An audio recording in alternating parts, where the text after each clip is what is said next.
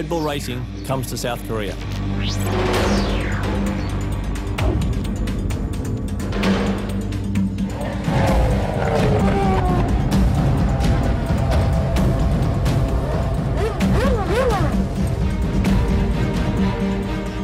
Hi, here are Mark Webber and Sebastian Vettel at the brand new Korean International Circuit. 5.6 kilometre racetrack, one part is used all year for races, plus an extension especially for our race weekend. 55 laps, counterclockwise, in all 309 kilometres.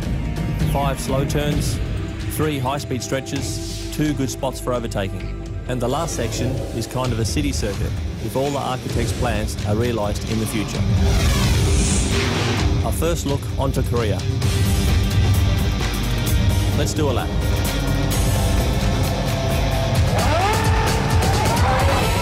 After the start, prepare for the double left. Turn 1, watch the inside. Keep the speed up and accelerate early. A good exit is crucial to reach full speed for the longest high-speed stretch in Korea. 6th, 7th gear, full throttle.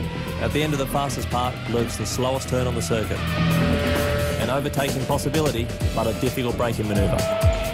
From over 300 down to 80. Miss the braking point here and you're sent right to the back. Catch-up race on the last high-speed stretch into 3 extremely slow zigzag turns. Here you need to find a good rhythm, attacking the curves a little, but also keeping the speed up.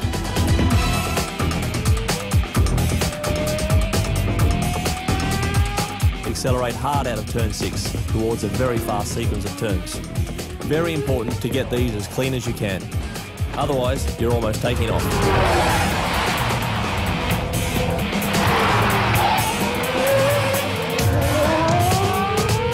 Turn 11, a long left-hander with 2 apexes.